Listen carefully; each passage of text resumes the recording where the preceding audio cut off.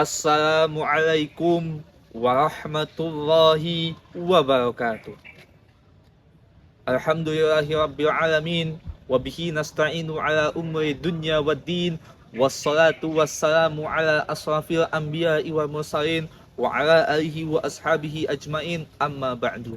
Pertama-tama dan yang paling utama, marilah kita panjatkan puja dan puji kepada Allah Subhanahu wa ta'ala. Tak lupa salawat dan juga salam semoga tercurah limpahkan kepada junjungan kita semua, yakni Habibana wa Nabiyana wa Maulana Muhammad sallallahu alaihi wasallam, kepada para sahabatnya, tabi'in dan tabi'atnya, dan semoga sampai kepada kita sebagai umatnya. Amin amin ya Allah ya Rabbal alamin. Pada kesempatan kali ini, izinkan saya menyampaikan sebuah kisah mengenai Nabi Muhammad sallallahu alaihi wasallam, mengenai keistimewaan beliau. Karena beliau adalah manusia yang sempurna yang pernah Allah ciptakan. Maka dari itu Allah mengistimewakan umat Islam, yaitu umat baginda Nabi Muhammad SAW. Selayaknya seorang manusia, Nabi Muhammad SAW diciptakan dengan banyak kelebihan dan juga mukjizat. Tetapi teman-teman, mukjizat yang paling terbesar yang pernah Allah berikan kepada Nabi Muhammad SAW adalah pedoman kita semua, kitab suci kita semua, yaitu kitab suci Al-Quran.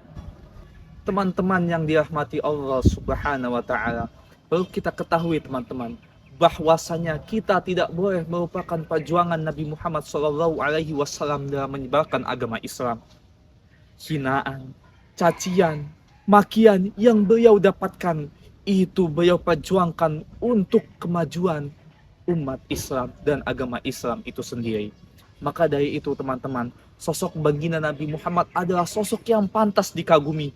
Saking pantasnya beliau dijadikan sebagai idola number one bagi seluruh umat manusia. Bahkan untuk Islam sendiri, beliau menjadi idola.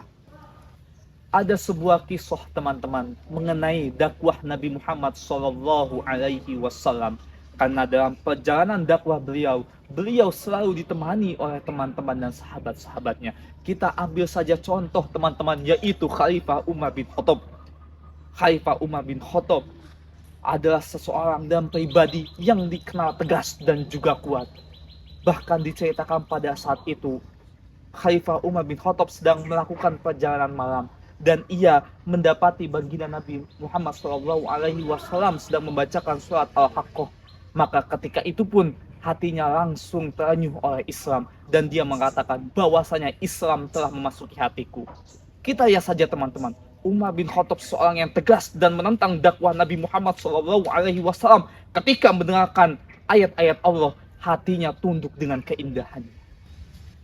Kita sebagai umat Nabi Muhammad SAW, kita harus bangga dengan kelahiran beliau. Perlu diketahui teman-teman, bahwasanya pada saat kelahiran baginda Nabi Muhammad SAW terjadinya peristiwa agung, yaitu runtuhnya pasukan gajah, munculnya cahaya di istana-istana Syam, dan juga runtuhnya 14 balkon di istana Kisra, dan juga padamnya api Majusi. Maka dari itu teman-teman, tugas kita adalah mencintai Nabi Muhammad SAW dengan mendekatkan diri kepada Allah Subhanahu wa ta'ala, dan juga bersalawat kepada beliau, serta mengambil hikmah dan pelajaran penting dari semua kisah hidup beliau, dan juga mengikuti sunnah-sunnah Nabi yang telah diajarkan.